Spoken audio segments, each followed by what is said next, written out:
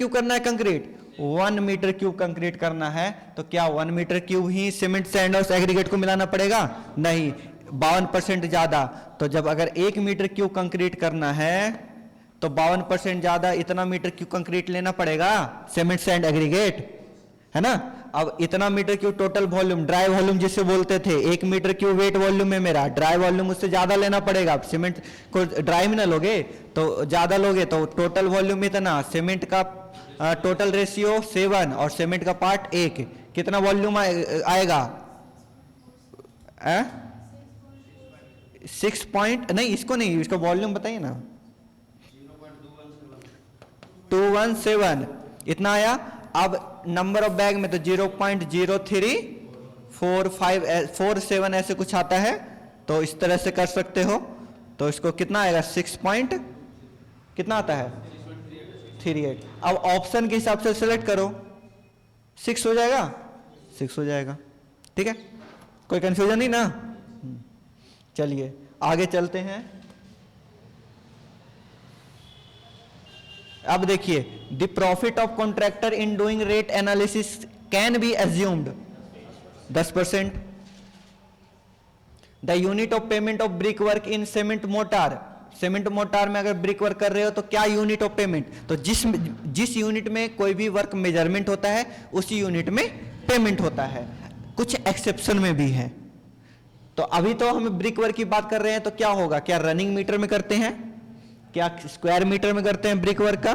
Square metre में कब करते हैं? जब वह पार्टीशन वॉल या हाफ ब्रिक वर्क जैसे कि अभी आया था, और क्यूबिक मीटर में हम लोग करते हैं। अब इसके अलावा कुछ एक्सेप्शन है, जैसे अगर एक्सकवेशन है, वो क्या है?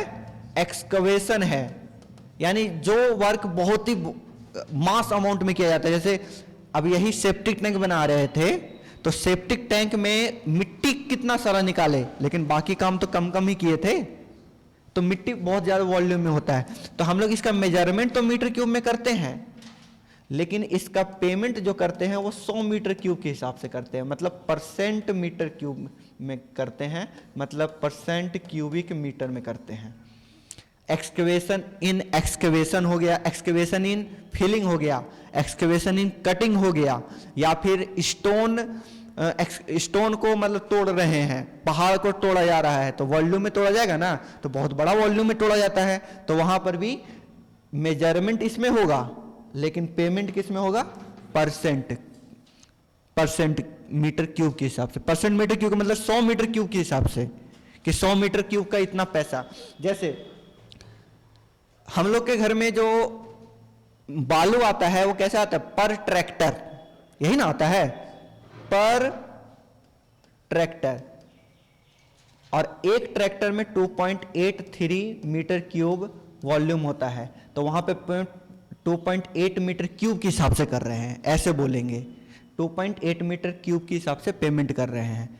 उसी तरह से हम बोल रहे हैं कि 100 मीटर क्यूब के हिसाब से चलेगा, कि 100 मीटर क्यूब का एक बार में पेमेंट लेके चलेंगे। वैसे 100 मीटर क्यूब का पैसा मालूम है तो 1 मीटर क्यूब का पैसा निकल सकता है, लेकिन एक बोल चाल के भाषा में बोल रहे हैं कि इतना मीटर क्यूब का पेमेंट होता है। तो ठीक है, ये समझ में आ रहा है कि नहीं? चलिए ठीक है। जैसे ये अब ऐसे ही बोल सकते हैं, बनाना को डजन के हिसाब से हमें मिलता है ना, तो वहां पे क्या हो रहा है? 12 पीस के हिसाब से आपको मिलेगा वहां पर रेट। वहां का रेट क्या है? पेमेंट क्या है वहां पर? 12 पीस के हिसाब से है। वैसे एक का भी तो बता सकते हैं ना, उसी तरीके से इसमें बता रहे हैं हम कि 100 मीटर क्यूब के हिसाब से है। कर भी सकते हैं 1 मीटर क्यूब, लेकिन एक नॉर्मली जनरली बोले तो एक्सकेवेशन का जो मेजरमेंट होता है, पेमेंट होता है, वो किसमें होता है? परसेंट, यानी 100 मीटर क्यूब के हिसाब से। तो इसमें आप क्लियर हो गए होंगे। अब आगे आते हैं अगले क्वेश्चन पर। In detail estimate the provision of contingency. Contingency का कितना परसेंट? तो कंटीजेंसी का कितना होता है? 3 से 5%। 3 भी ऑप्शन में है, 5 भी ऑप्शन में है, तो क्या करोगे? तो जब दोनों ऑप्शन में होंगे तो मिनिमम लगाएंगे। कौन सा लगाएंगे? मिनिमम। याद रखिएगा, जब भी कभी परसेंटेज का दोनों को आ जाए तो मिनिमम लगाना है। अब इस क्वेश्चन को 2 तरीके से पूछा जा सकता है, सुनो कैसे। आपको अगर याद हो कॉन्ट्रैक्टर प्रॉफिट वाले केस में तो 10% तो जनरली लेते हैं। लार्ज अगर वर्क हुआ तो कितना परसेंट? 6 से 8%। लार्ज वर्क के लिए, और स्मॉल वर्क के लिए कितना? लार्ज वर्क में 6 से 8। क्यों? क्योंकि लार्ज वर्क का लार्ज अमाउंट तो अगर परसेंटेज ज्यादा है तो उसको प्रॉफिट ज्यादा हो जाएगा। लार्ज अमाउंट में अगर कम परसेंट भी दे रहे हो तो उसको अच्छा खासा प्रॉफिट मिल रहा है। उसी में ऐसे भी पूछ सकता है आपको कि in detail estimate the provision of contingency is for small work. तो जब स्मॉल वर्क है तो वहां पर परसेंटेज 3% लोगे कि 5% लोगे? तो स्मॉल है तो 3 नहीं लोगे, 5 लेना, ज्यादा लेना पड़ेगा। और वही लार्ज हो गया तो 3% पे आ जाओगे, और जनरली 3 से 5%। और अगर नॉर्मली ऐसे पूछ दिया तो मिनिमम लेके चलना है। सारे कंडीशन हमने बताया। अगर ऐसे याद रखना कंटीजेंसी का तो 3 से 5%, नॉर्मल में पूछा तो मिनिमम लेके चलना है 3%। अगर वह लार्ज वर्क को बोल के कह रहा है तो वहां पर कितना? 5%। और अगर स्मॉल वर्क का जिक्र कर रहा है तो 3%, और नॉर्मली में 3। ठीक है, तो ये चीज याद रखिएगा। घुमा फिरा के पूछता है कभी कभी, तो ये क्लियर रखना है माइंड में। कंफ्यूजन नहीं होना कि इतना से इतना होता है तो इतना क्यों, कैसे। द वॉल्यूम ऑफ सैंड निकाल लोगे? देखो तो पढ़ो। कह रहा है कि the volume of sand required to prepare 10 meter cube concrete, wet volume है ये। 10 मीटर क्यूब कंक्रीट बनाना है तो वेट वॉल्यूम है ये, ऑफ 1 to 4 सीमेंट कंक्रीट। वैसे एक बात और बता देते हैं, सीमेंट कंक्रीट की वॉल्यूम, ड्राई वॉल्यूम कितना ज्यादा होता है? 50 से 55। जनरली हम लोग कितना लेते हैं? आपके एग्जाम में जितने भी ऑब्जेक्टिव होंगे वो सारे के सारे 50% पे बने होते हैं, मतलब 50% एक्स्ट्रा मान के लेके चलता है। बाउंड्री बनाओगे तो लगभग इतना आ जाएगा। देखो बना के देखो, 10 का है तो 10 का 15%, 52% कितना होगा? 15.2। और सैंड की वॉल्यूम निकालनी है तो 2, इतना हो गया। कितना आ गया देखो तो? 4.2 नहीं, 4 देख लो कौन सा लगाओगे, हो जाएगा ना। और वही अगर पूरा पे बनाते हो, मान लो कि 15 पे ही बनाते हो, तो देखो कितना आता है, हैं? इसमें 4.2 ही आ रहा है, 2.8। तो हम लोग का यही ना सही है, ये ज्यादा ना एक्यूरेट हो गया, ये ज्यादा एक्यूरेट दे रहा है। 4.2 वैसे भी तीनों तो कोई मिल नहीं रहा, यही तो ये वाला ऑप्शन हो गया।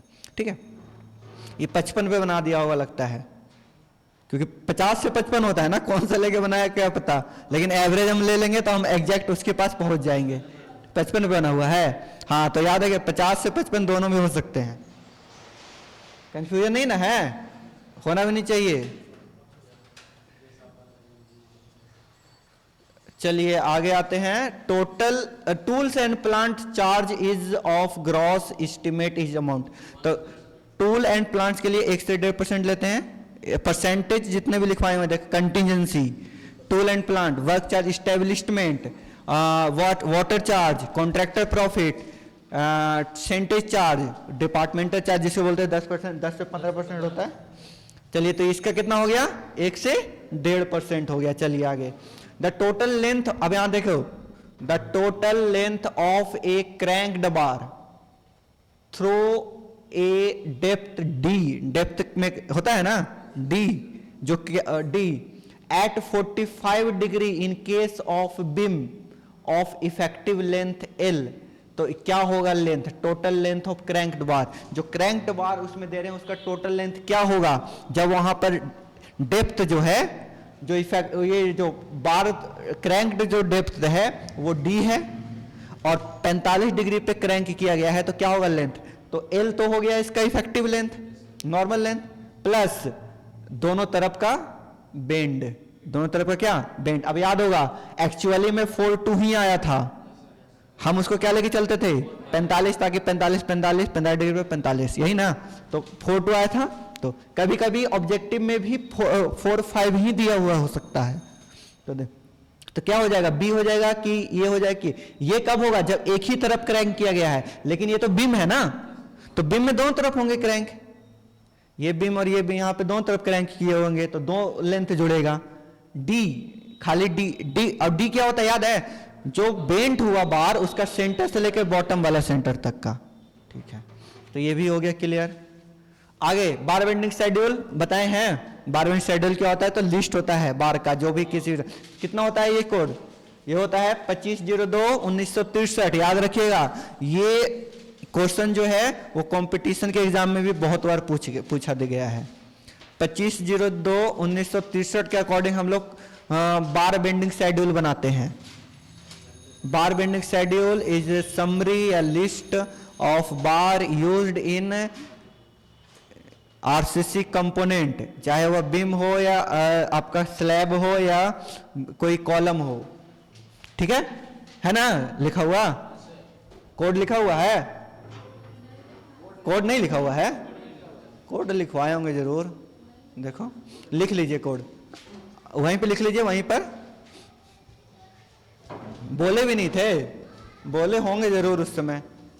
25/02/1963 के अकॉर्डिंग किया जाता है आईएस कोड 25/02/1963। इसके अलावा भी आईएस कोड पूछते रहता है, कभी वो स्टील का आईएस कोड पूछ लेगा, तो वो तो आपको मालूम है।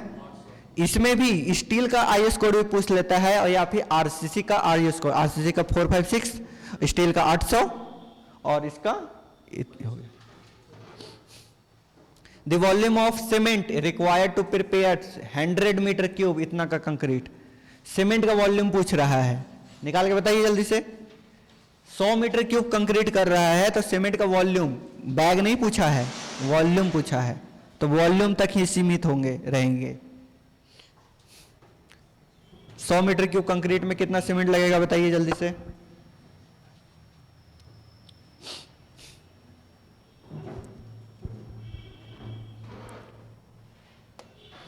Wait volume 100 meter cube,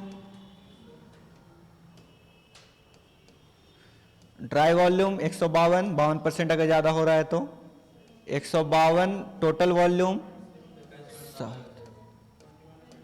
21.7। 55 बनाओगे तो पूरा दे देगा शायद, तो कौन सा लगाओगे, ये कि ये या ये, सी ना करीब है ज्यादा, ये लगाओगे कि ये हो जाएगा। आगे चलिए देखिए, due to any reason a revise estimate is prepared if sanction estimate exceed 5% से ज्यादा होता है तभी रिवाइज एस्टिमेट करते हैं। What is the approx weight of binding wire for 1 quintal of reinforcement? 1 से 1.5 kg, 1 kg है। वैसे बताया कि मिनिमम आएगा, अभी बोले थे ना कि मिनिमम लेना है, तो कितना हो गया 1 kg। अब ये मतलब बोथ है तो क्या बोथ ही हो जाएगा? नहीं, एक ही होगा। The length of one bend at 45 degree reinforcement a work, तो एक बेंड का लेंथ कितना होता है? इतना होता है, और यही ना दो बीम के लिए 2 जोड़ दिए थे, तो 40 ठीक है। और D, where D is depth और बोथ ए एंड बी, तब क्या लगाओगे? The length of bend in इतना, ये, और फिर कह रहा है where D is a depth इतना, और डी के बराबर या बोथ ए एंड बी, क्या लगाओगे बोलो? डेप्थ तो हमें थोड़ी पूछा है, हमें डेप्थ के बराबर थोड़ी ना लेते हैं लेंथ, हम लेंथ कितना लेते हैं? 0.42 डी। तो ये होगा ना कि ये कंफ्यूज होके ए और बी लगा देंगे, तो डेप्थ के बराबर हम थोड़ी ना एक्स्ट्रा लेंथ ले रहे थे। अगर हम डेप्थ डी लेते तो कितना हो जाता लेंथ? L + 2D ना लिखना पड़ता, ऐसा थोड़ी ना लिखते हैं, हम लिखते हैं क्या? L + 2 × 0.42D, यानी ये लेंथ होता है एक लेंथ एक का, ठीक है? तो ध्यान देना इस पर भी। चलिए, the labour cost of A building, एक बिल्डिंग में लेबर कॉस्ट कितना होता है? 25%। अगर 100 रुपए का काम कर रहे हो तो 25 रुपए लेबर को देना होगा, ठीक है? The perimeter of 20 mm dia mild steel rod, इतना सिंपल क्वेश्चन आता है। क्या कह रहा है? जो माइल्ड स्टील रॉड है 20 mm डायमीटर वाला, कितना? 20 mm डायमीटर वाला, तो उसका पेरीमीटर क्या होगा? ये नहीं निकाल सकते हो? बताइए निकाल के। 20 mm डाया है, उस स्टील रॉड का जो डाया है, स्टील रॉड का जो डाया है ये है 20 mm, तो इसका पेरीमीटर पूछ रहा है, इतना हो जाएगा। ठीक है, कितना आसान क्वेश्चन है। चलिए निकल गया सबका, कोई दिक्कत? सबका आ गया? हाँ 62.80। अब ये भी क्वेश्चन जो छोड़ेगा क्या होगा उसका, the payment unit of asbestos cement corrugated sheet. एक जगह आपको एसी शीट के बारे में भी लिखवाए हैं और जीआई शीट के बारे में, उसका स्टैंडर्ड लेंथ क्या होता है, इसका स्टैंडर्ड लेंथ क्या होता है, कितने कोरुगेशन होते हैं, कितने कोरुगेशन इसमें होते हैं, कितना डेप्थ होता है कोरुगेशन का, कितना डेप्थ इसमें होता है, लेंथ वाइज ओवरलैप क्या होता है, विड्थ वाइज ओवरलैप क्या होता है, इसका मेजरमेंट किस में करते हैं, इसका पेमेंट किस में करते हैं। ये तो देखो कोरुगेटेड शीट जो होते हैं वो सीमेंट, ये एवेस्टस सीमेंट कोरुगेटेड जो सीमेंट वाला आता है करकट, उसकी बात कर रहे हैं, तो उसका मेजरमेंट हम लोग इसमें करते हैं स्क्वायर मीटर में। किस में करते हैं? देखो रूफिंग का काम करता है वो, किसका काम करता है? रूफिंग का काम। रूफिंग का मेजरमेंट किस में होगा? स्क्वायर मीटर में, तो पेमेंट भी स्क्वायर मीटर में। कंफ्यूजन हो जाता है कि मतलब कि ज़्यादातर दुकानों में जब जाओगे तो मीटर के हिसाब से वो दे देता है, लेकिन मीटर के हिसाब के साथ साथ उसकी चौड़ाई का भी हिसाब लगाया जाता है कि चौड़ा कितना है वो, क्योंकि कई सारे चौड़ाई के एवेस्टस सीमेंट कोरुगेटेड शीट अवेलेबल होते हैं मार्केट में। तो क्या सभी चौड़ाई के एक ही पेमेंट होगा? नहीं ना, अलग अलग होगा। यानी कि हम उसका चौड़ाई कंसीडर कर रहे हैं, उसका लेंथ के साथ साथ क्या कर रहे हैं कंसीडर, चौड़ाई भी कंसीडर कर रहे हैं, मतलब कि एरिया में कर रहे हैं। तो पेमेंट और ये जो यूनिट होता है मेजरमेंट का वो क्या होता है? स्क्वायर मीटर होता है। तो ध्यान रखिएगा ए और बी नहीं लगा देना है, गड़बड़ हो जाएगा। इन analysis of rate for brick work what will be percentage of charge of, चाहे कोई भी रेट एनालिसिस रहे, वाटर चार्ज कितना लेते हैं? 1.5%, 1 से 1.5%। कितना? 1 से 1.5%। 1.5% ऑप्शन में है, 1 रहता तो 1 लगाना पड़ता मिनिमम वाला, नहीं यहाँ पे अब ऑप्शन में ही 1.5 है तो 1.5 लगा लेंगे। आरसीसी डिजाइनिंग वर्क, देखो जो नाम लिए थे हाजिर हो गया। आरसीसी का पूछा हुआ, आरसीसी से कोई मतलब ही नहीं था हम लोग को, अभी पढ़ लिए हो और नहीं पढ़े हो तो याद रखिएगा। इसका एक और कोड होता है 1963 का, होता है ना 1963, IS 456 1963, और एक 2000 वो WSM एक LSM का। पढ़े हो आरसीसी ना? LSM पढ़े हो गया खत्म, लगभग सब बन गए थे। अब देखते हैं कुछ ये इधर वाले question. What is approximate estimate, how it is prepared, बन जाएगा। क्या होता है अप्रोक्सीमेट, इससे कैसे प्रिपेयर करते हैं? प्रिपेयर कैसे करते हैं भाई? तो प्रिपेयर हम पहले से जो बने हुए स्ट्रक्चर होते हैं उससे उसका यूनिट कॉस्ट निकालते हैं। तरीका बता रहे हैं लिखने का। इसमें प्रिपेयर करने का तरीका क्या होता है? तो जो पहले से बने हुए स्ट्रक्चर होते हैं उसका क्या निकालते हैं? यूनिट कॉस्ट निकालते हैं, और उस यूनिट कॉस्ट को मल्टीप्लाई कर देते हैं हमें रिक्वायर्ड जो भी बिल्डिंग बनाना है उससे। अब वो हो सकता है यूनिट कॉस्ट एरिया में निकाले हो, प्लिंथ एरिया में, हो सकता है क्यूबिकल रेट में निकाले हो सकता है सर्विस यूनिट में निकाले हो सकता है टाइपिकल बे में निकाले हो सकता है आपका अलग तरीके से निकाल सकते हो, तो उसमें हो जाएगा। तो ये आप बना सकते हो। रिवाइज एस्टिमेट क्या होता है? व्हाई इट इज प्रिपेयर्ड, क्यों प्रिपेयर करते हैं? हमारे पहले से जो एस्टिमेट बना हुआ है सैंक्शन एस्टिमेट बढ़ गया 5% तो कर देंगे, या मार्केट में रेट चेंज हो गया, मार्केट में प्राइस हमारा स्ट्रक्चर चेंज हो गया कुछ, इसके कारण। what are the necessity of analysis of rate in civil engineering work? Civil engineering work में रेट एनालिसिस का क्या महत्व है? तो रेट एनालिसिस से हमें किसी भी, पहले लिखोगे रेट एनालिसिस से होता क्या है, तो रेट एनालिसिस से क्या होता है, तो किसी भी आइटम ऑफ वर्क का प्रेजेंट कॉस्ट पता चलता है।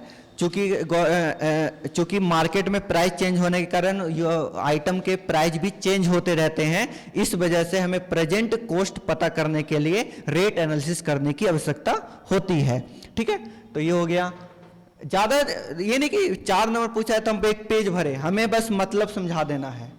ठीक है, हमेशा ये ध्यान रखो, ज्यादा लिखने से नंबर नहीं होता है। नंबर लिखने से नंबर आता है जो पूछा गया है, क्या आप उसे एक्सप्लेन कर रहे हो। वो आप एक्सप्लेन 2 लाइन में भी कर सकते हो, 4 लाइन में भी कर सकते हो, 1 पेज में भी कर सकते हो। तो वो डिपेंड करता है आप किस तरीके से एक्सप्लेन उसको करके दे रहे हो, बस समझ में आ जाना चाहिए। ठीक है, नहीं हम लाइन से मतलब ही नहीं है, अगर आप एक लाइन में एक्सप्लेन कर दे रहे हो बढ़िया से, जैसे देखो यार, आप देखो कभी भी देख देना कैसे लिखता है वो, what are the necessity of analysis of rate, क्या नेसेसिटी है, और फिर इसको एक्सप्लेन करो। तो पहले आपको नेसेसिटी लिखनी है और फिर इस नेसेसिटी को लिखे हो तो इसको एक्सप्लेन करके बताओ कि क्यों है इनसे। तो पहले नेसेसिटी को लिख के एक लाइन में एक्सप्लेन कर देना है कि इन सब चीजों के कारण ऐसा करना पड़ता है।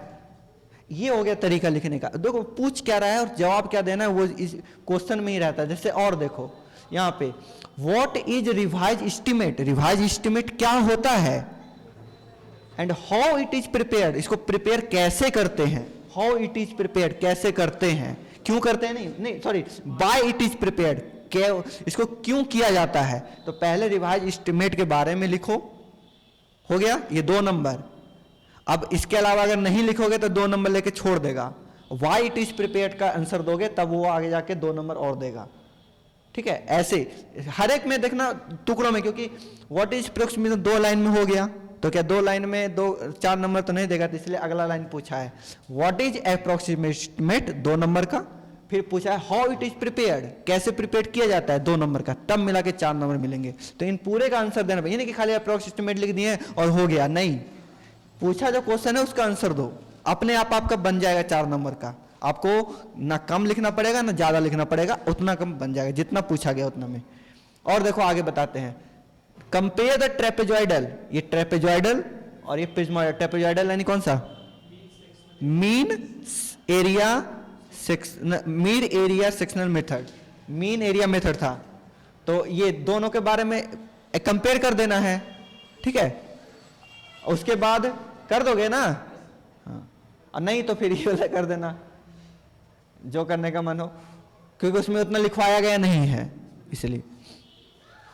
What do you mean by schedule of bar in RCC work, क्या मतलब होता है और इसका क्या नेसेसिटी है, मतलब लिख देना। नेसेसिटी क्या होता है, तो हमें बार का लेंथ पता चलता है, हमें इससे बार का डाया पता चलता है, हमें इससे बार का बेंड, कितना बेंड करना है, कितना काटना है, ये सारी चीज पता चलती हैं, ठीक है। Explain with the help of bar bending schedule table for calculating the quantity of steel in RCC work, मतलब एक टेबल बनाइए, देख कैसे कह रहा है, explain with the help of bar bending schedule table, एक बार बेंडिंग शेड्यूल बनाइए अपने मर्जी से, उसमें दिया हुआ नहीं रहेगा।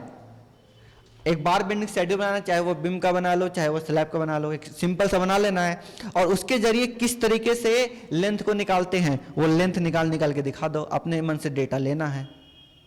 इसका आपको कितना दे रहा है, 4 नंबर दे रहा है।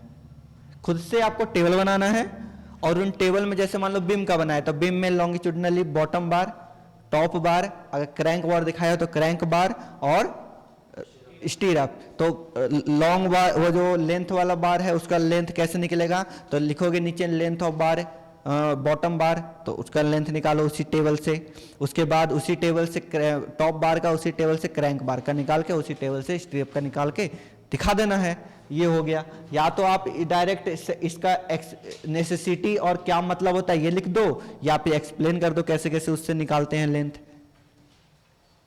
How estimate is done from plinth area rate method for a residential building, मतलब प्लिंथ एरिया रेट मेथड को कैसे करते हैं किसी बिल्डिंग के लिए, तो कैसे करते हैं, तो पहले से जो बिल्डिंग बना हुआ रहता है उसका कॉस्ट पता करते हैं, उसका एरिया पता करते हैं, उससे उसका रेट निकालते हैं, per unit rate, per unit area rate निकाल लेते हैं। उसके बाद जो हमारा प्रपोज्ड बिल्डिंग है उसका एरिया निकाल लेते हैं प्लिंथ एरिया, उससे उसको मल्टीप्लाई कर देते हैं, अप्रॉक्स कॉस्ट आ जाता है। What is cubical content method, वही वाला क्यूबिकल कंटेंट फिर कैसे करते हैं। What is lift and lift क्या होता है, इसका वैल्यू 30 जनरली रखते हैं और इसका वैल्यू 1.5 मीटर रखते हैं। What are the objective of estimate, objective क्या है एस्टिमेट का, बहुत सारा ऑब्जेक्टिव है। अब इसके बाद आ गया 6 नंबर वाले question, what is the desired accuracy in taking measurement for different item of work according to IS, पता है एक्यूरेसी, लेंथ में कितना, विड्थ में कितना, हाइट लेंथ में कितना, वॉल्यूम में कितना, एरिया में कितना, आरसीसी में कितना, वुड वर्क में कितना, वेट में कितना, ये सारे एक्यूरेसी लिखवाया गया है। उन सारे एक्यूरेसी से आपका ऑब्जेक्टिव पूछा जाता है, और ये देखो क्वेश्चन भी साथ में है, ठीक है, तो वो याद रखना है। उसके अलावा वहीं पर डिडक्शन के बारे में लिखवाया गया होगा, उससे भी क्वेश्चन पूछा जाएगा, और किस तरह से यूनिट को फिक्सिंग किया जाता है वहीं पर लिखा गया होगा। तीनों टॉपिक, पहला rules for fixing unit of measurement, जिससे हमें एक्सकेवेशन ये सारे का यूनिट पता चला था, ब्रिक वर्क का किस में होता है, प्लास्टर किस में, तो रूल क्या है, रूल हम बता देते हैं जनरली कैसे था। जो वर्क थिन, बहुत ही पतला हो और उसका विड्थ नहीं हो, यानी लेंथ हो, लेंथ में ज्यादा हो, लीनियर हो, तो उसका मेजरमेंट लेंथ मीटर में करते हैं, लेंथ में लीनियर मेजरमेंट करते हैं, मतलब मीटर में करते हैं। जो वर्क थिन हो, पतला हो और एरिया वाला हो, सरफेस वर्क हो, जैसे प्लास्टर, पेंटिंग, रूफिंग, फ्लोरिंग, उनका मेजरमेंट मीटर स्क्वायर में होता है। जो वर्क वॉल्यूमिनस हो, जो थिक हो, विड्थ हो, लंबाई हो, उसका वॉल्यूमिनस वर्क हो, जिसका मेजरमेंट वॉल्यूम में करते हैं, जैसे brick work, concrete work, RCC का वर्क, पीसीसी वर्क, ये सारे वर्क होता है आपका। जो वर्क नंबर्स में, मतलब यूनिट्स में काउंट किए जाते हैं, उसको नंबर्स में मेजरमेंट करते हैं। तो ये कुछ रूल्स लिखवाए गए हैं। और उसके अलावा रूल एक भी ये भी लिखा गया होगा कि जो मेजरमेंट होता है वो पहले foundation, plinth, superstructure, first to second, second से फोर्थ, इस तरह से कंटिन्यू करते हैं। यानी जैसे कंस्ट्रक्ट होता है बिल्डिंग वैसे ही मेजरमेंट होता है।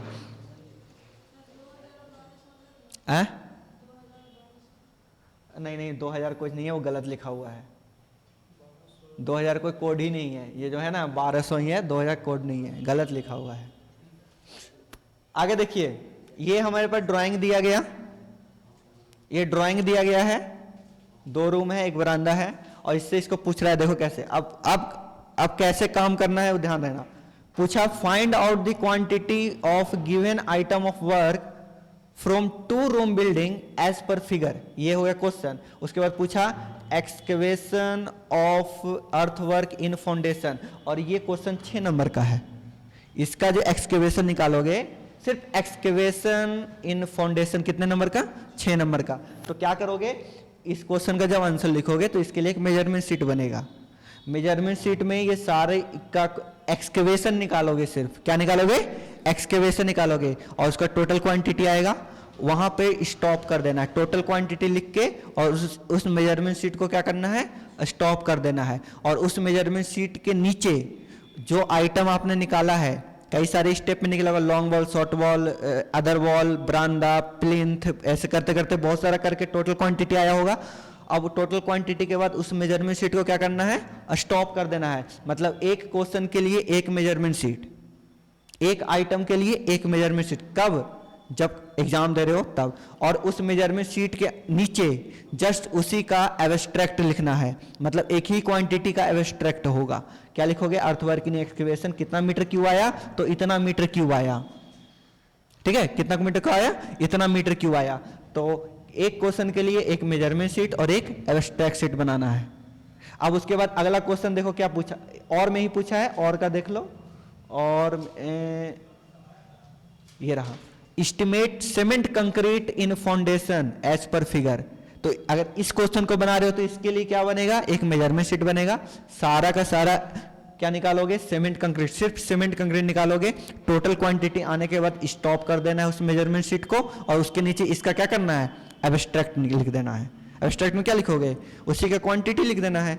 अर्थ ये क्या किया हमने, सीमेंट कंक्रीट इतना इतना इतना किया और इतना क्वांटिटी आया। रेट का कॉलम बनाना नहीं है, क्योंकि रेट दिया हुआ नहीं रहेगा, सिर्फ क्वांटिटी निकालनी है, ठीक है। उसके आगे देखो, अगला क्वेश्चन हिंदी का, इसमें क्या किया है कि जैसे आपका क्वेश्चन कैसे रहता है, मान लो कि क्वेश्चन नंबर 2 है, तो वहां पे पूछा एक इंग्लिश में, तो उसी के नीचे इसका हिंदी रहता है, फिर और में इंग्लिश में, और फिर उसका हिंदी में। इसी तरह से इसमें क्या किया है कि प्रत्येक क्वेश्चन के लिए, चाहे वह इंग्लिश हो चाहे वह हिंदी हो, उसके लिए एक फिगर बना दिया है। तो देखो कैसे हम बताते हैं।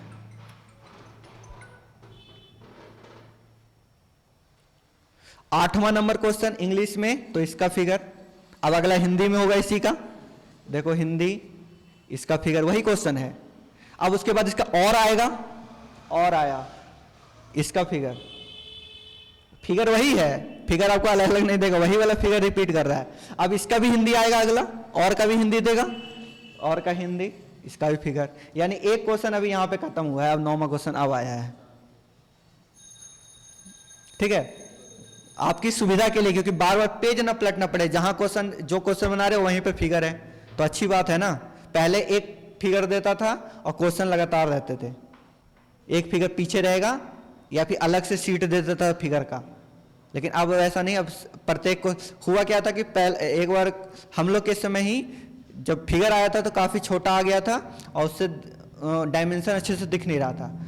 ये शिकायत के कारण से क्या किया कि प्रत्येक क्वेश्चन के आगे फिगर चिपका दिया, मतलब वही फिगर बार बार पेस्ट होगा।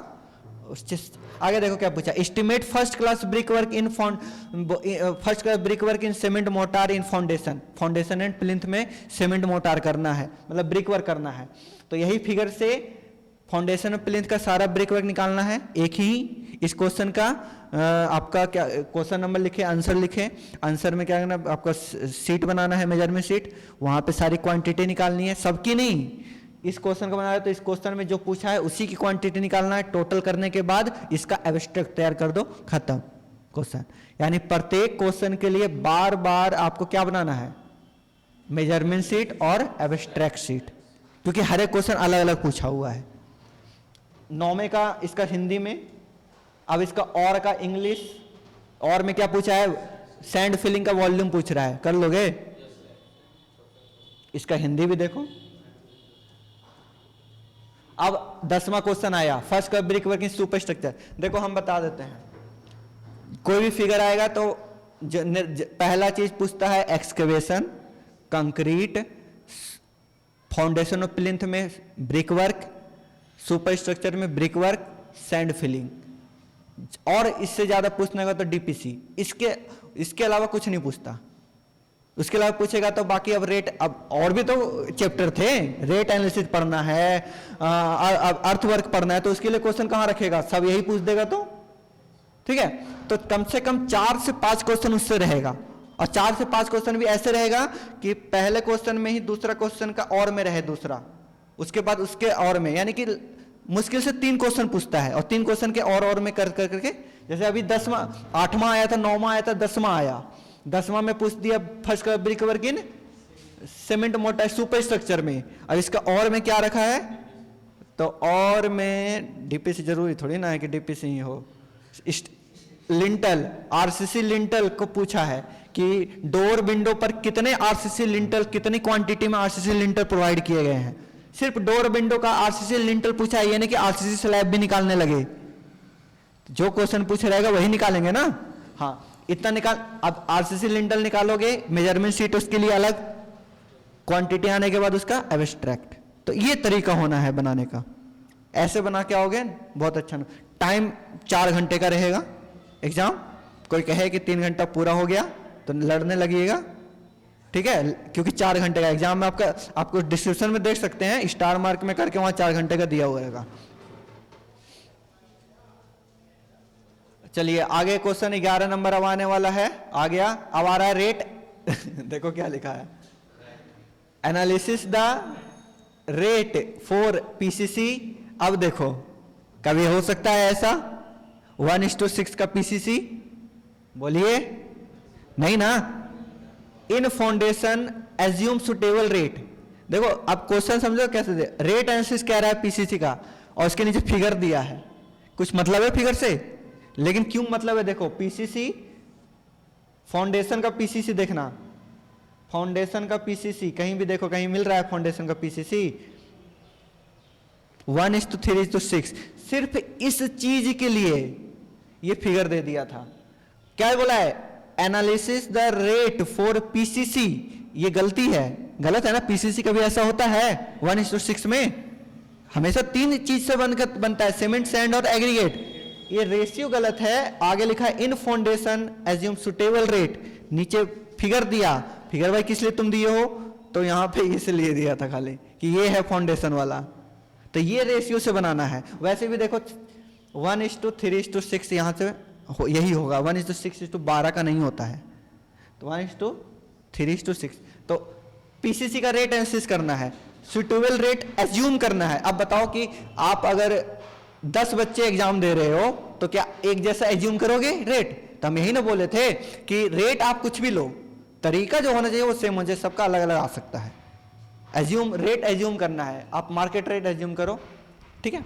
तो पीसीसी का रेट एनालिसिस, तो 1 मीटर क्यूब का 10 मीटर क्यूब का निकालना, 1 मीटर क्यूब का अंतिम में निकाल देना, क्योंकि रेट एनालिसिस का मतलब है कि पर यूनिट क्वांटिटी का रेट निकालना। तो पीसीसी का रेशियो मालूम चल गया। अब रहता क्या क्या है, तो सीमेंट, सैंड और एग्रीगेट रहता है। सीमेंट सैंड के बारे में नहीं बोला है कि कैसा सैंड है, तो आप अपने मन से लेना। एग्रीगेट के बारे में नहीं बोला है कि 20 का है कि 40 का है, तो अपने मन से लेना है, ठीक है। तो जो डेटा नहीं दिया रहे वो एज्यूम करके लेना है आपको। अब देखो, और ये हिंदी में भी वही चीज बोला। अब इसके और में क्या बोलता है, तो एनालिसिस द प्लास्टर वर्क का एनालिसिस पूछ दिया और यही फिगर दिया है, तो इसमें प्लास्टर देख लेना। इसमें वैसे तो रेशियो दे दिया है, तो कुछ करने का जरूरत नहीं है, फिगर से मतलब नहीं है। देखो सब में फिगर चिपका दिया है, कोई फायदा था? रेट एनालिसिस में जरूरत नहीं था। खत्म। कितने क्वेश्चन हो गए टोटल? हो गया ना? 11 हुआ होगा, ये 11 नंबर का होगा। देखो 11 नंबर है ना, 8, 9, 10, 11, 4 क्वेश्चन, एक और क्वेश्चन होगा है, वो लिखे वाला था। 5 क्वेश्चन हो गया था ना पूरा, ये हो गया। तो ये 2018 में पूछा था। अब आते हैं 2019 में, ये भेज देंगे आप लोग को। 2019 है, 21 22 में नहीं हुआ है एग्जाम, 21 में हुआ है, दे देंगे। 21 का देंगे, 2017 का देंगे, 2013, 12 सब का रखा हुआ है, सब ले लेना। लेकिन ये है कि 2018 से पहले का जो सिलेबस था वो अलग था। 18 से 21 तक का सिलेबस, 18, 19, 20, 21, ये सिलेबस सेम है। आप लोगों के समय भी चेंज हुआ है, लेकिन उतना चेंज नहीं हुआ है, सिर्फ और सिर्फ ऐड किया है सॉकपिट या सेप्टिक टैंक, बस, बाकी सेम है। तो इसीलिए सारे क्वेश्चन बन रहे होंगे, है ना। लेकिन वही 2017 का बनाने जाओगे या 2016 का बनाने जाओगे, 2015 का बनाने जाओगे, तो कुछ क्वेश्चन नहीं बनेंगे, क्योंकि वो पढ़े ही नहीं आपने। अभी दिखा देंगे, अभी देख लो पहले ये सब अपना। अब चलो आप खुद से बताओगे आंसर जल्दी जल्दी। What are the main point to be considered while preparing drill estimate? Availability of material, quantity of material, carriage facility, या all? जब एस्टिमेट कर रहे हो तो क्या मटेरियल की एबिलिटी देखेंगे, कितनी दूर मिल रही है, क्योंकि दूर मिलेगा तो मटेरियल का रेट अलग, पास में मिलेगा तो मटेरियल का रेट अलग, देखना पड़ेगा। ऐसे सोचा करो। क्वालिटी ऑफ मटेरियल, अगर फर्स्ट क्लास ब्रिक वर्क कर रहे हो तो उसका रेट अलग, सेकंड तो अलग करना पड़ेगा। कैरेज फैसिलिटी, क्या आप बैलगाड़ी से ला रहे हो कि ट्रक से ला रहे हो, अलग अलग रेट देखना पड़ेगा। ऑल ऑफ एबव, ठीक है। इन वुडन वर्क, चलो बताओ, वुडन वर्क में कह रहा है कि चौखट को अगर मीटर क्यूब में करते हैं तो शटर को किस में, ठीक है। Payment of AC seat roof, अभी तो पढ़े थे, एसी सीट के स्क्वायर मीटर में। द थिकनेस ऑफ, अच्छा तो कुछ पॉइंट लिखो पहले, तब इसको करते हैं। कुछ पॉइंट लिखिए, तो कुछ इंपॉर्टेंट पॉइंट लिखवा रहे हैं आपको।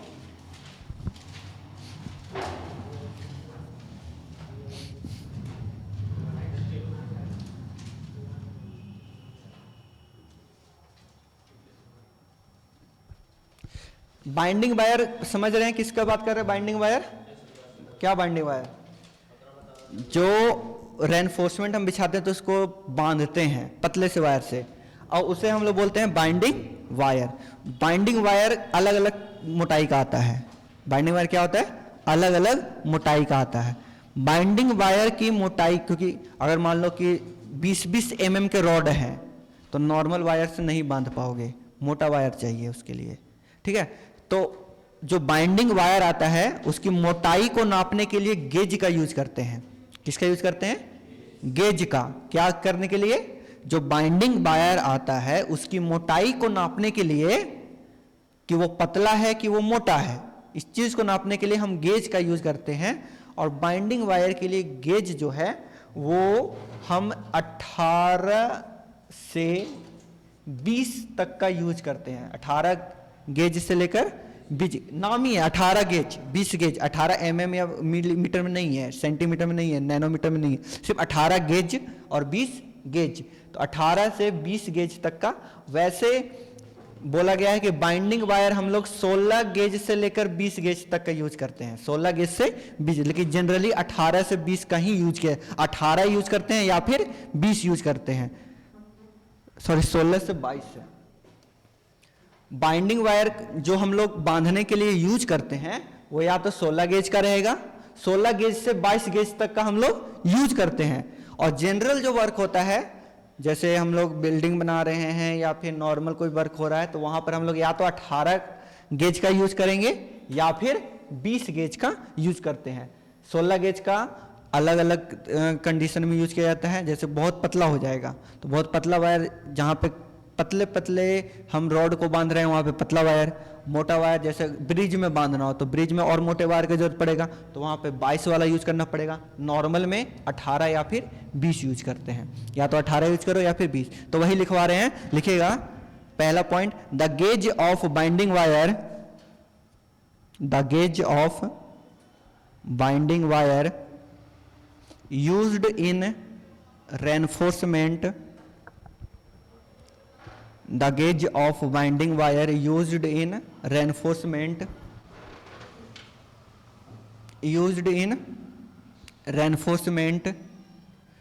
is varies from 16 gauge to 22 gauge, 16 gauge to 22 gauge।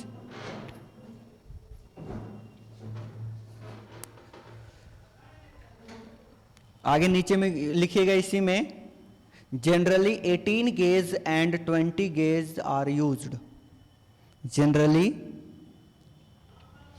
18 gauge and 20 gauge are use, 18 gauge और 20 गेज आर यूज। ये गेज भी देखो, जो 16 से 22 लिखे हैं ना, तो वो इस तरह से चलता है, 16, 18, 20, 22। गेज का जो मेजरमेंट, एक इस तरह डिस्क रहता है, एक इस तरह का डिस्क होगा और उसमें पता है एक साँचे साँचे बने होंगे। कम से कम आधा घंटा और सर। अच्छा आइए ना, चलेगा अभी तो, ठीक है। तो ये देखो ऐसे इस तरह का ना एक डिस्क मानो, और डिस्क में जैसे ये डिस्क है और इसमें ना ऐसे छोटे छोटे छेद होंगे, इसी में वायर को डाल के देखते हैं। नाम यहाँ लिखा है 16 गेज, अगर 16 गेज में चला गया, 16 गेज में फिट आ रहा है वो वायर, तो 16 गेज का कहलाएगा। 18 गेज वाले में अगर वो वायर फिट हो गया तो 18 गेज का कहलाने लगेगा। अगर वो 20 गेज में फिट हो गया तो 20 गेज में कहलाएगा, ठीक है। तो इस तरह से नापने का एक आता है, तो गेज हो गया।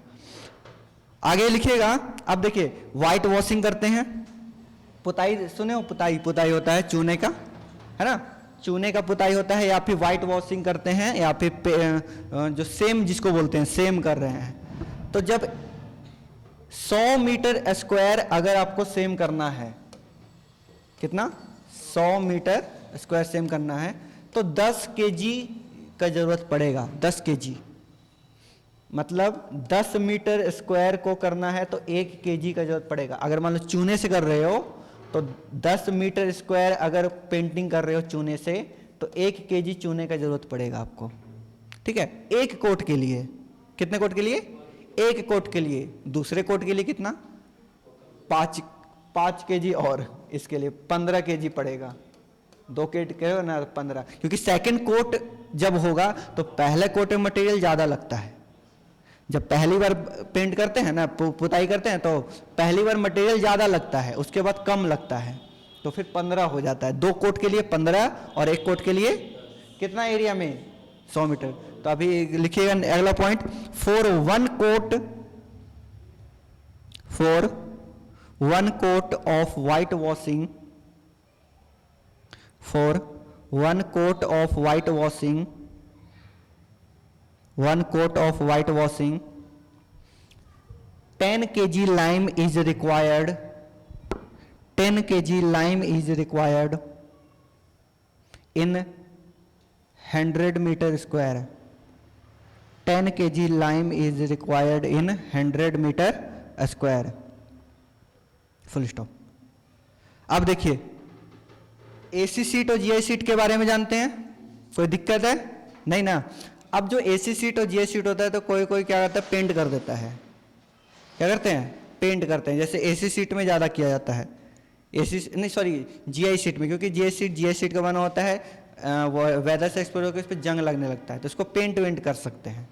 तो जब पेंट करते हैं तो मान लो कि कोई एक एसी सीट है मेरे पास,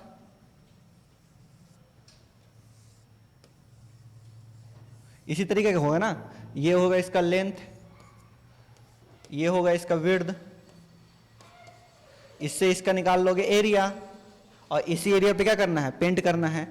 तो देखो जो ये लेंथ और विड्थ से एरिया आएगा, एक्चुअली में जो पेंट होगा वो इससे कर्व सरफेस पे ना होने वाला है, तो जो ये एरिया देगा एल और बी, उससे ज़्यादा एरिया में पेंट होने वाला है, उससे क्या होगा, ज़्यादा एरिया में पेंट होने वाला है। तो ये ज़्यादा होता है, जितना एरिया होता है इससे 14% अधिक होता है। कितना होता है, 14% अधिक।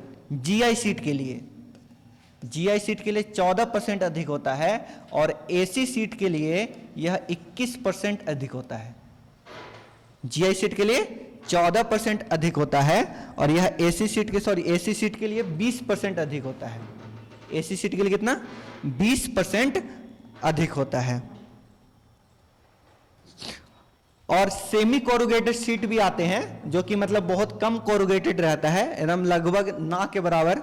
सेमी कोरुगेटेड जो अब देखते होगे साइट के किनारे किनारे ऐसे रखा रहता है ना, उसे सेमी कोरुगेटेड सीट बोलते हैं। आप नेट पे सर्च करके देख सकते हो। तो सेमी कोरुगेटेड सीट के लिए जो होता है वो 10% एक्स्ट्रा होता है। यानी अगर ये 100 मीटर स्क्वायर लंबाई गुना चौड़ाई है ना, तो एक्चुअली में वो एरिया कितना होगा, 114। जीआई के लिए 120 आपका हो जाएगा एसी सीट के लिए, और सेमी कोरुगेटेड के लिए 10%। लिखिएगा नीचे में, इन वाइट वॉशिंग और painting, in white washing or painting on corrugated sheet, on corrugated sheet, on corrugated sheet, the plane area is increased by, the plane area is increased by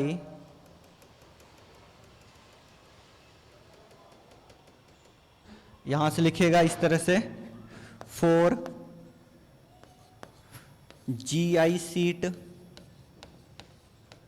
14%, AC seat 20%, और semi corrugated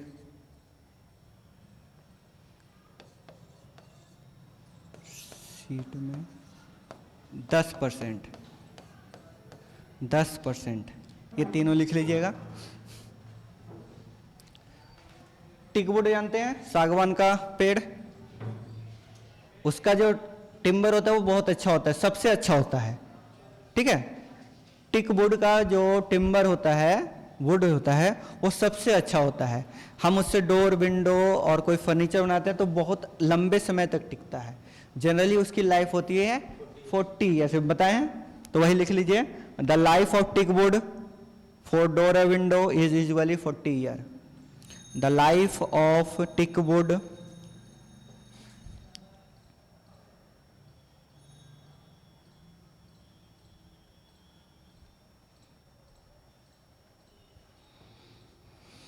for door और window is 40 year.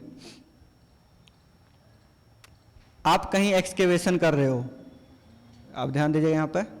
अब मान लो आप कहीं excavation कर रहे हो, excavation के दौरान कोई बहुमूल्य वस्तु मिल गया, मान लो कोई आभूषण मिल गया या कोई मूर्ति मिल गया, यानी कोई मतलब बहुमूल्य वस्तु मिल गया, कोई बहुत पुराना चीज़ मिल गया जिसका कीमत बहुत ज़्यादा है, तो वो जो संपत्ति है वो आपकी नहीं होगी, ऑनर की नहीं होती है, बल्कि गवर्नमेंट की होती है। ठीक है, ये ध्यान रखिएगा। जब भी एक्सकेवेशन के दौरान कोई वैल्यूएबल प्रॉपर्टी मिलता है तो वह प्रॉपर्टी गवर्नमेंट की हो जाती है। ठीक है, ये बात ध्यान रखिएगा, ऑब्जेक्टिव में पूछा गया है, लिखिएगा। Valuable property are found during excavation, valuable property are found during excavation, comma देके लिखिएगा, it become the property of government, it become the property of government।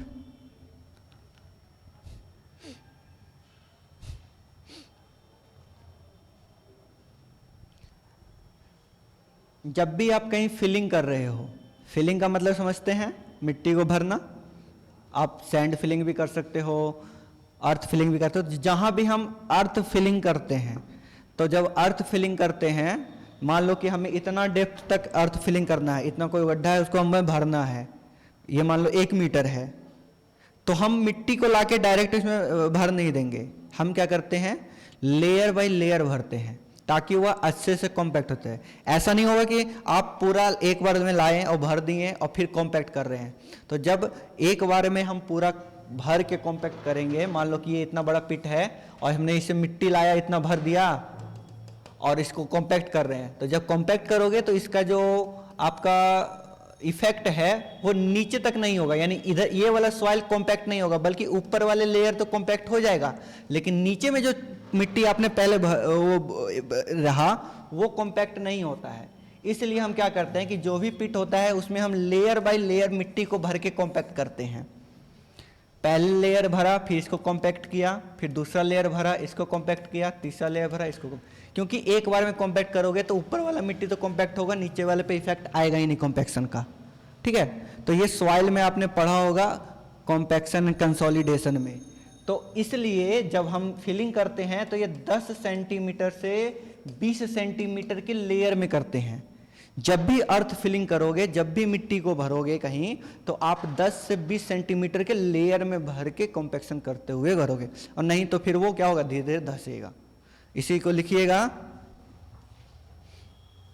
The thickness of layer in filling, the thickness of layer in filling, the thickness of layer in filling,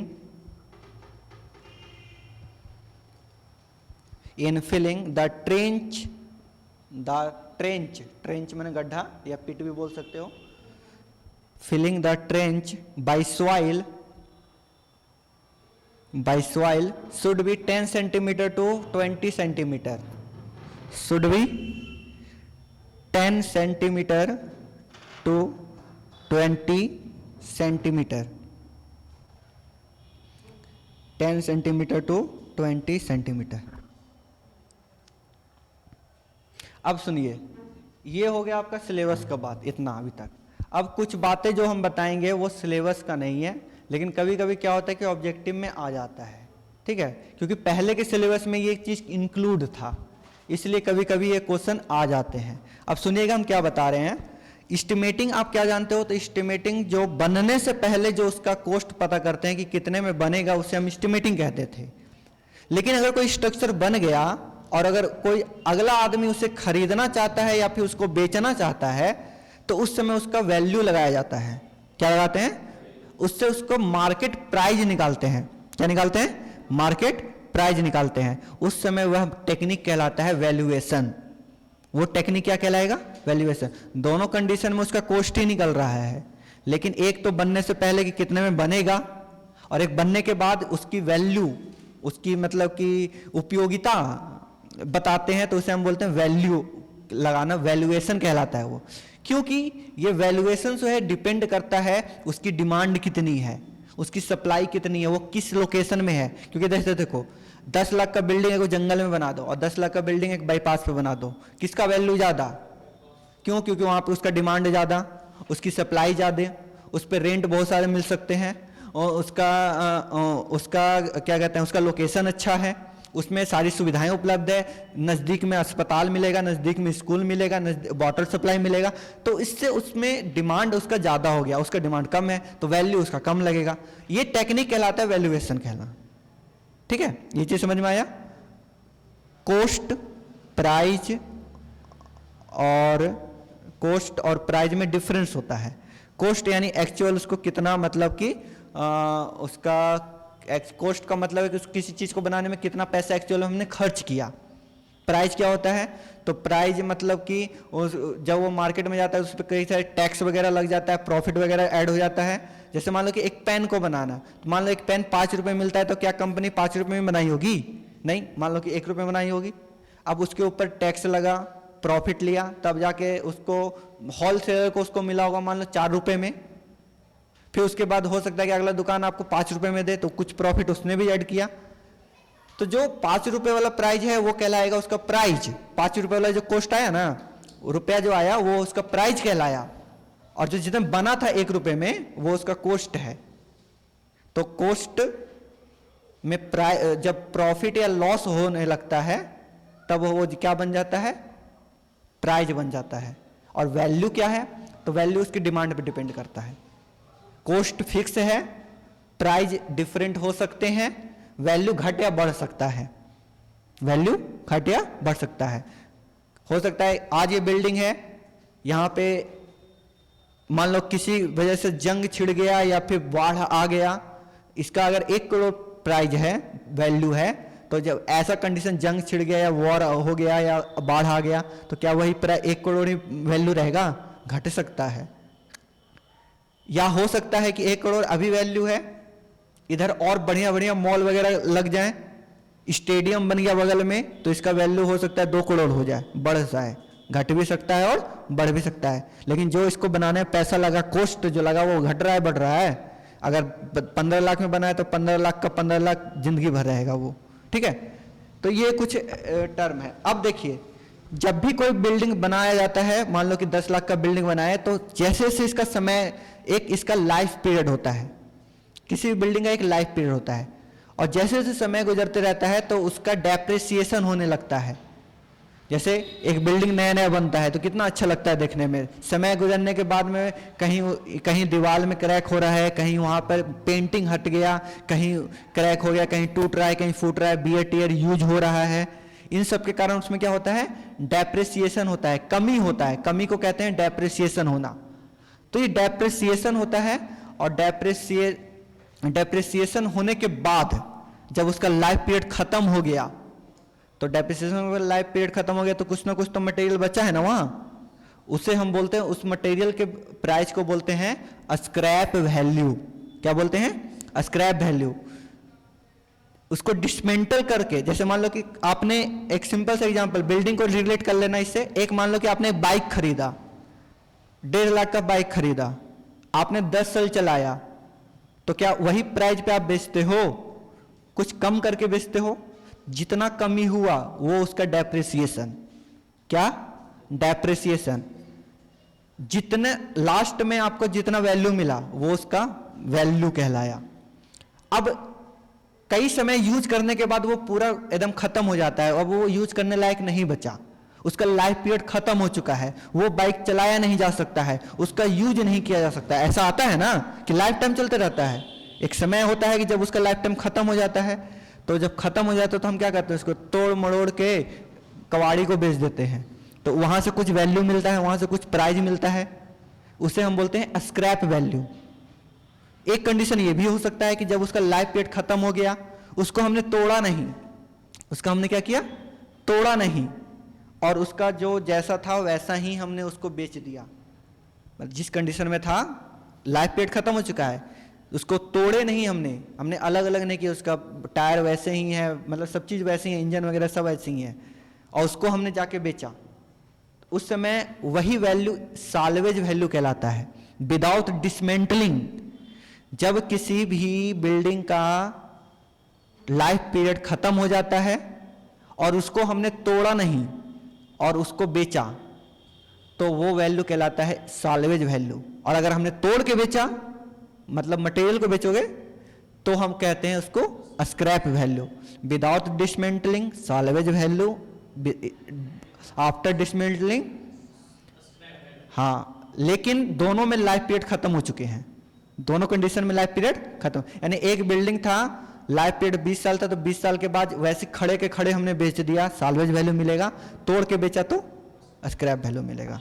ठीक है, scrap value 10% होता है, अगर 10 लाख का building बना है तो आपको 10% वैल्यू मिल जाएगा स्क्रैप वैल्यू। क्यों? क्योंकि उसमें ईटा लगा हुआ है तो ईटा निकलता है, उसमें कुछ आपके इलेक्ट्रिक फैन वगैरह निकल जाएंगे, स्टील वगैरह जो मिलेगा खराब मिलेगा, लेकिन उसको कबाड़े में तो बेच सकते हो ना, तो उसमें भी कुछ प्राइस मिलेगा। ये ब्रिक्स जो निकलते हैं टूटे फूटे निकलेंगे, वो भी बिकता है फिलिंग विलिंग के लिए, तो उसमें भी तो कुछ प्राइस मिलेगा। तो ये पूरा प्राइस आपको लगभग 10%, तो स्क्रैप वैल्यू 10% होता है। कितना होता है? 10% होता है। तो ये कुछ टर्म याद रखिएगा, क्या क्या टर्म बता दिए हैं। वैल्यू क्या होता है, वैल्यूएशन क्या होता है, स्क्रैप वैल्यू क्या होता है, साल्वेज वैल्यू क्या होता है आपका, और बस इतना ही तो, और कॉस्ट प्राइस वो तो नॉर्मल चीज है, वो तो छोड़ो। तो ये याद रखिएगा। अब आगे आते हैं अगले हम लोग क्वेश्चन पे। इसमें तो इसका आंसर अब आप बता सकते हो, देखो तो इसका आंसर आप बता सकते हो, thickness of layer while filling pit with earth, तो 10 से 20%। As per IS correct measurement should be taken up to, correct measurement कहां तक लेते हैं, कब कितने तक? 0.01 मीटर। अब इसको देखने की जरूरत ही नहीं है, ठीक है ना, उतना क्या सोच रहे थे इसमें। कॉन्ट्रैक्टर प्रॉफिट 10%, कैपेसिटी ऑफ, अब याद करो लिखवाया हुआ है ना, the capacity of 8 tonner, ton लिखा हुआ है, 8 tonner truck for carrying number of brick, 8 tonner का, 3 तरह के टनर आपको ट्रक बताए थे, याद है कौन कौन से? 3, 5 और 8। 8 टनर में कितने ब्रिक्स? 2000। तो पहला 3 में 1000 और 5 में 1500 और 8 में 2000, तो कितना हो जाएगा ये 2000। तो ये याद करना है, देख लो क्या याद करना है क्या नहीं। Generally 1 bag of cement in India weight कितना? 50 kg। बहुत आसान आसान क्वेश्चन पूछता है। The cover for steel bar in RCC beam, ये आपने आरसीसी में पढ़ा होगा, आरसीसी का क्वेश्चन है। इसका आंसर हम बता देते हैं कि वैसे तो कवर हमने बताया हुआ है कि बीम में कितना लेते हैं, स्लैब में कितना लेते हैं, लिखवाया हुआ है ना, फुटिंग में कितना लेते हैं, लेकिन इस क्वेश्चन कुछ अलग तरीके से पूछा है।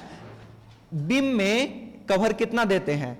तो देखो मिनिमम 25 mm, और जितना डाया का बार यूज कर रहे हैं उससे दुगना, मान लो कि 10 mm का बार यूज कर रहे हो तो कितना? 20 mm। तो 20 और 15 में जो ज्यादा होगा, 20 और 25 में जो ज्यादा होगा वो, तो क्या मान लो कि twice the dia of bar main bar, मान लो कि मेन बार अगर आप 15 mm का यूज कर रहे हो, 16 mm का, कितना का? 16 mm का, तो 16 दूनी 32 ये हो गया, और 25 ये, तो 25 और 32 में कौन बड़ा? 32, तो 32 mm का कवर। Whichever is greater in A and B, A और बी में जो बड़ा होगा वो यूज करते हैं, इसका ऑप्शन सी रहेगा, ये याद कर लीजिए, ये आरसीसी में पढ़ना होता है, हम लोग में नहीं, ठीक है। The additional length of 1 hook in steel reinforcement to bar, 1 hook के लिए 9D, डी के लिखा है, 5 नहीं, यहाँ पे डायमीटर डी बोल रहा है ना, तो डी लिखेंगे, 5 रहेगा तो 5, ठीक है। तो अगर 2 हुक बोलता है तो 18, ये ध्यान रखिएगा, ये नहीं कि 18 और 9 में कंफ्यूजन हो जाना, 2 के लिए 18। चलिए ये तो बता सकते हो, एक्सपेक्टेड टर्न आउट है, वहां से देख लीजिएगा, ठीक है। The carpet area of building exclude the following, बरामदा, store, garage, all of above. Carpet area में ना बरामदा होता है, ना स्टोर होता है, और ना गैराज होता है, ऑल ऑफ एबव, है ना। Volume of cement required to prepare, ये भी बन जाएगा आपसे, बन जाएगा ना। Actual size of modular brick 19 into 9 modular brick का, नॉमिनल ब्रिक का 20 गुने 10 गुने 10, स्टैंडर्ड ब्रिक का 19 गुने 9 गुने 9, और ट्रेडिशनल का ट्रेडिशनल को नहीं नहीं नहीं नहीं, देखो देखो, स्टैंडर्ड, मॉड्यूलर, ये दोनों सेम है। 1999 और एक नॉमिनल 20 गुने 10 गुने 10, और ट्रेडिशनल तो अलग है ही। हाँ, कन्वेंशनल, ठीक है, तो कंफ्यूज नहीं ना हो गए। ये सब भी अभी दिक्कत हो रहा है।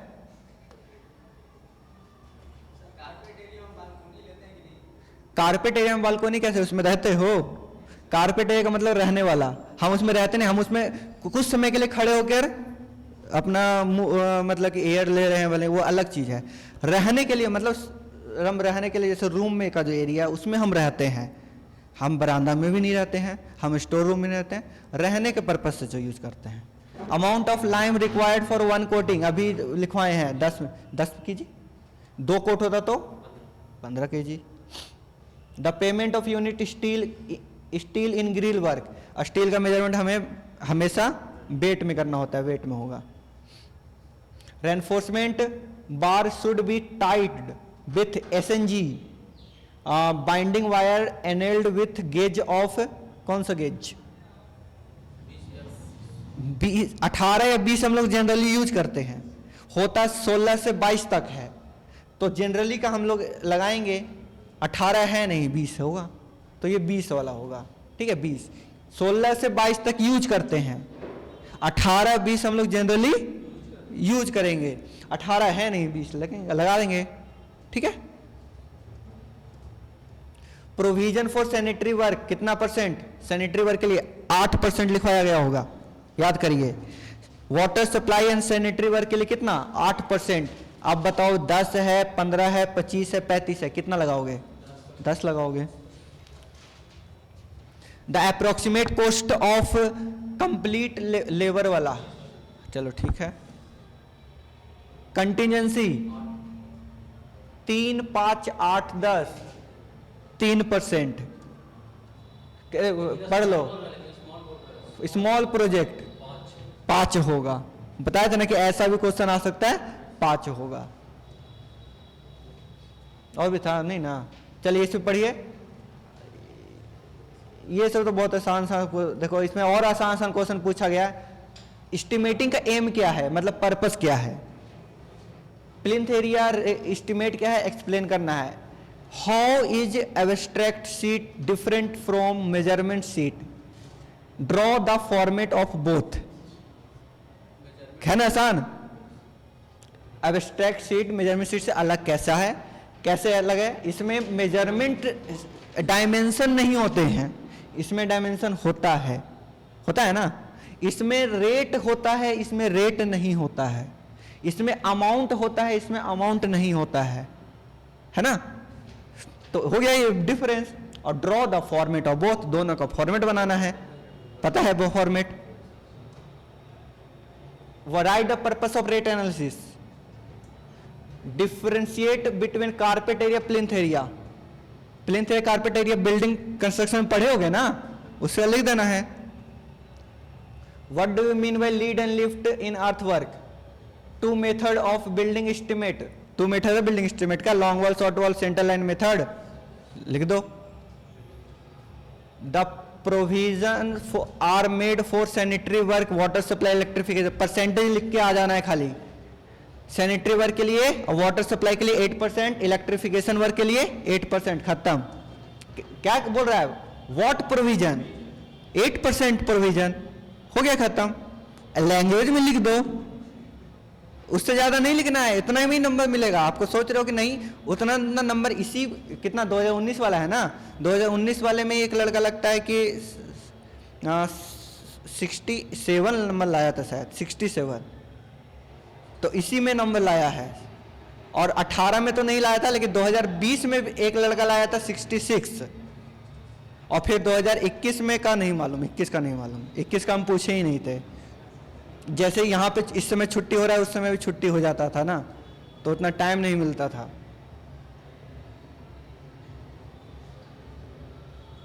Draw the cross sectional view of railway embankment showing all details. बना दोगे? रेलवे का जो पढ़े हो ना, रेलवे इंजीनियरिंग में, वो क्रॉस सेक्शन पूछा है। देख लो एस्टिमेटिंग में क्या क्या पूछ रहा है। कभी आरसीसी का क्वेश्चन रहेगा, कभी बिल्डिंग कंस्ट्रक्शन का क्वेश्चन है, कभी यहाँ क्रॉस सेक्शन किसका पूछा है। और में देख लो, और में सही रहेगा। What are the main point to be consider while in estimating work of residential building का एस्टिमेट कर रहे हो तो कौन कौन से पॉइंट कंसीडर करना है? मटेरियल की एबिलिटी को देखोगे, लेबर की एबिलिटी को देखोगे, रेट क्या है देखोगे, स्पेसिफिकेशन क्या है देखोगे, इन सारी चीजों को देखना है। पहले देखो लिखा क्या है, एज्यूम मिसिंग डेटा सुटेबली। जितने भी मिसिंग डेटा है उसको खुद से सुटेबली एज्यूम करो। अब आगे देखते हैं, यानी पहले ही कह रहा है कि हम गलती देंगे। What are the different type of estimate?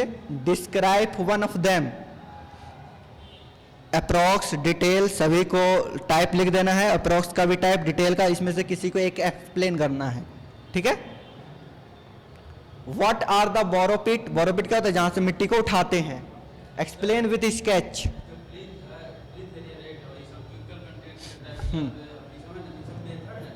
हाँ, टाइप भी है, मेथड भी है। नहीं, टाइप भी होते हैं और मेथड भी होते हैं, दोनों। ठीक है, ठीक है, दोनों को कर सकते हो।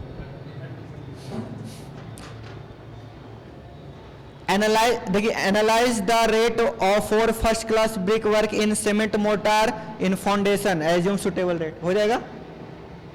लेबर क्या करना है, एग्जाम के समय याद करके चल जाएगा। ब्रिक के लिए, ब्रिक वर्क के लिए कितना होता है, प्लास्टर के लिए कितना होता है, आरसीसी के लिए कितना, पीसीसी के लिए कितना, इन सब का याद करके चल जाइए, डायरेक्ट बना के आइए। आरसीसी का फिर रेट एनालिसिस पूछा, एक ब्रिक वर्क का पूछा, एक आरसीसी का पूछा। देखो आ गया तुम होगा सेम वही क्वेश्चन जो हम लोग, नहीं ये नहीं, अलग किया हमने। ये बना के देख लेना, बना लोगे ना। फॉर्मेशन विथ 10 नहीं है, 9 है। साइड स्लोप, बैंकिंग में अलग, कटिंग में अलग, दोनों होगा मतलब, या हो सकता है एक ही हो। और करने के बाद ना पता चलेगा कि दोनों हो रहा है कि एक ही हो रहा है। तो ये बना के देखिएगा। ठीक है। ग्रेडियंट भी दिया है, जीरो स्टेशन का आरएल, ये जीरो स्टेशन माना है तो इसका आरएल फॉर्मेशन का इतना है और ग्रेडियंट इतना है। ठीक है। लॉन्गिट्यूडनल सेक्शन भी बनाना है और वो क्वांटिटी भी निकालना है। अब मेथड किससे करना है वो देखो। मेथड अगर नहीं दिया है कि इस मेथड से करना है तो किसी मेथड से बना सकते हो, और अगर बोल दिया तो उसी से बनाओ।